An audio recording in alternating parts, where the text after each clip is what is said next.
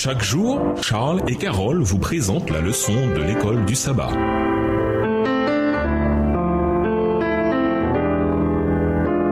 Bienvenue dans votre émission. Dieu nous parle. Nous voilà à la leçon de mardi, la puissance pour obéir. Lisons Ézéchiel 36 et versets 26 à 28. Comment l'obéissance se met-elle en place dans nos vies? Ézéchiel 36 et versets 26 à 28. Je vous donnerai un cœur nouveau et je mettrai en vous un esprit nouveau. J'ôterai de votre corps le cœur de pierre et je vous donnerai un cœur de chair. Je mettrai mon esprit en vous et je ferai en sorte que vous suiviez mes ordonnances et que vous observiez et pratiquiez mes lois. Vous habiterez le pays que j'ai donné à vos pères. Vous serez mon peuple et je serai votre Dieu. En 3 occasions différentes, les Israélites déclarèrent avec ferveur qu'ils obéiraient à Dieu. Exode 19, le verset 8, Exode 24 et versets 3 et 7. L'obéissance est importante, même si la Bible enseigne que les humains sont faibles, brisés, fragiles et pécheurs. Cette triste vérité a été manifestée non seulement dans l'histoire d'Israël, mais dans l'histoire du peuple de Dieu. Comment peut-on suivre Dieu avec fidélité? La bonne nouvelle, c'est que Dieu nous donne la force de faire ce qu'il ordonne. Cette aide qui nous fait défaut vient de l'extérieur et nous permet de faire ce que Dieu demande. C'est son œuvre à lui. Au cœur de son résumé théologique, Ézéchiel 36, versets 26 et 27, le prophète Ézéchiel est très clair là-dessus. Dieu est le seul à pouvoir effectuer une transplantation cardiaque. Il retire notre cœur de pierre et le remplace par un cœur sensible, un cœur de chair, comme Josué l'a rappelé à ses auditeurs. Vous ne pourrez pas servir le Seigneur. Josué 24, verset 19.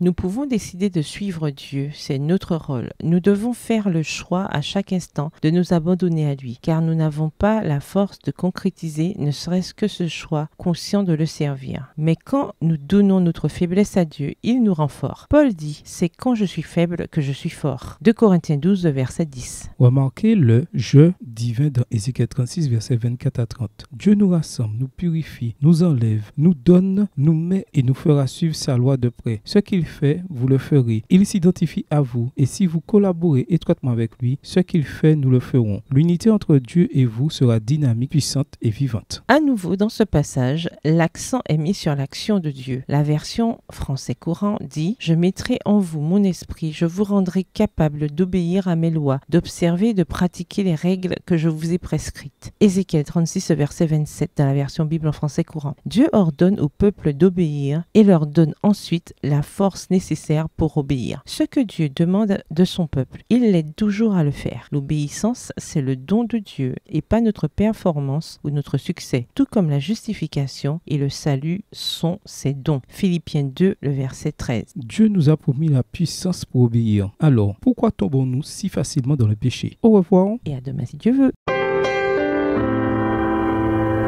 Dieu nous parle. Chaque jour, Charles et Carole vous présentent la leçon de l'école du sabbat.